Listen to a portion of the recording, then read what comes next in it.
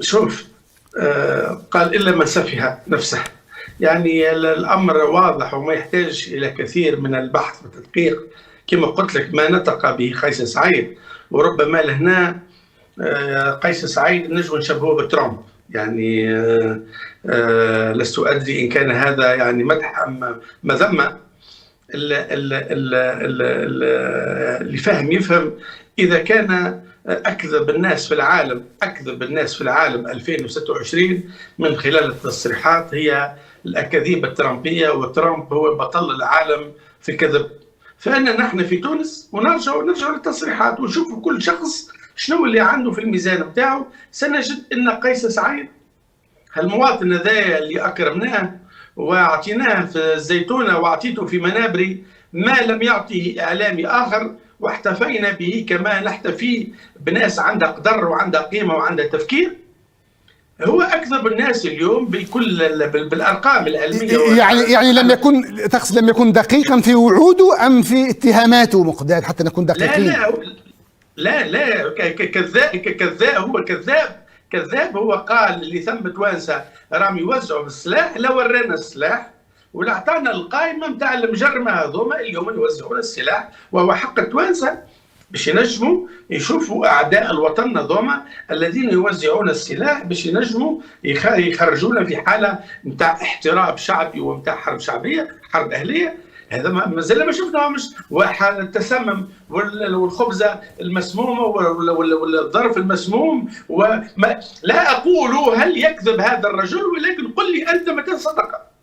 اعطيني ان صدق في وعد، واعطيني ان صدق في تصريح، اكثر من التضليل واكثر من الكلام الهلامي، الكلام العام اللي ما عنده حتى معنى ممجوج ولا يفي باي شيء ولا يوصل الى اي نتيجه.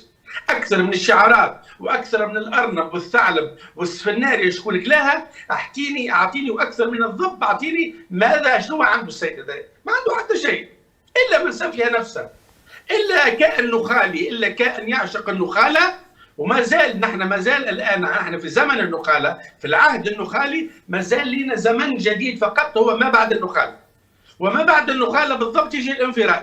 دونك نحن ما بيننا وبين الانفراج الحقيقي هو ما بين النخاله والانفراج، وهذا ان شاء الله الزمن لن يكون طويلا، لانه بعد النخاله مباشره مش تلقى كوش صغيره هكذا، طبقه صغيره برشا تؤدي بك الى ثقب ياخذنا الى نور جديد ان شاء الله. ويحاسب، اهم شيء ما ساقوله الليله وهذه يعني رساله، ويحاسب. اول من سيحاسب ليس قيس سعيد، لا والله قيس سعيد قبل ان تحاسب، قبل ما يتحاسب قدام ربي وقدام العبد ساعه قيس سعيد لازمنا نعدوها على الطبيب باش نشوفوا مدى المسؤوليه نتاعو.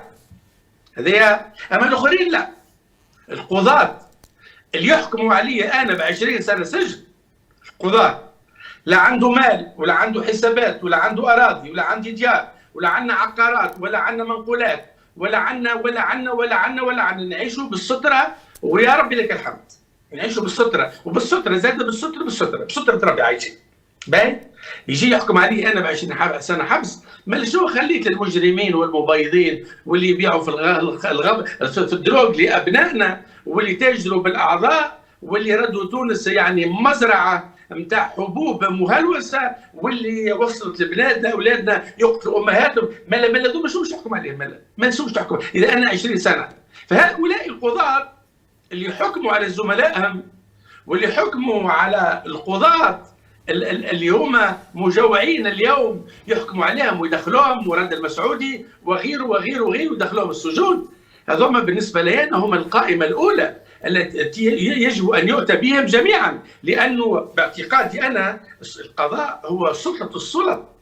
لانه عندما يتعارك البرلماني مع البرلماني في البرلمان ما ينجموا يرجعوا الا للقاضي.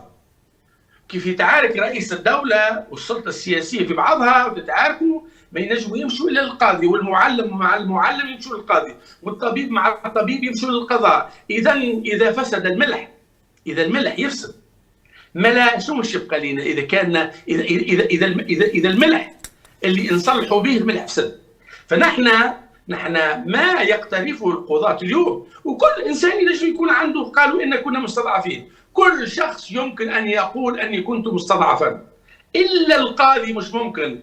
ولهنا ربما فاجئك في هكا في مخي وأنا قاعد نبلع في ال20 سنة هذوما، وقاعد نشوف في تأثيرهم على عائلتي بالأساس، أنا اخواتي البنات واخوتي الاولاد واصدقائي المقربين في كل البلدان تقريبا. يعني انا لو كنت هيك نحب نجتر هالرقم هذا الكبير برشا، انا يعني قلت والله يا تونس بالناس اللي يقوموا بالجرائم هذوما والمجرمين حق العام ويتحكموا بالاعدام، انا نقول ما يجري في تونس اليوم وربما في بلداننا حتى اللي يقتل نفس ما هوش بالضروره يستحق الاعدام، لأن لازم نشوفوا المنظومة الثقافية وسامي الفهري شنو عمل فيه، ومروجي المخدرات والناس اللي وصلوا المجتمع إلى هذا السقف الأخلاقي، إلى هذا الدرك الأخلاقي، إلى هذا الانحطاط.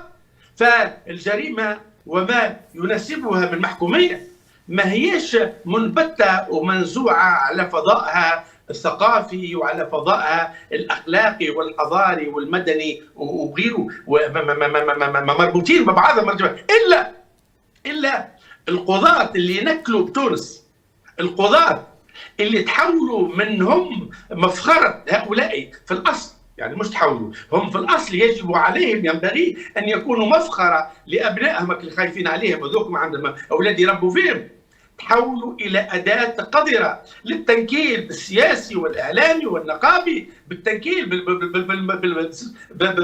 بالمنصف المرزوقي.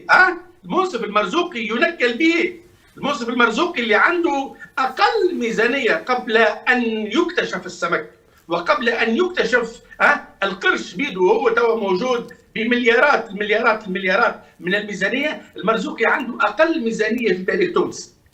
هالرئيس هذا اللي ما عنده حتى جريمه ماليه، وكل الجرم اللي عنده هو اعلام مشوه والسيد الله غالب مغلوط بالسلام برنوس.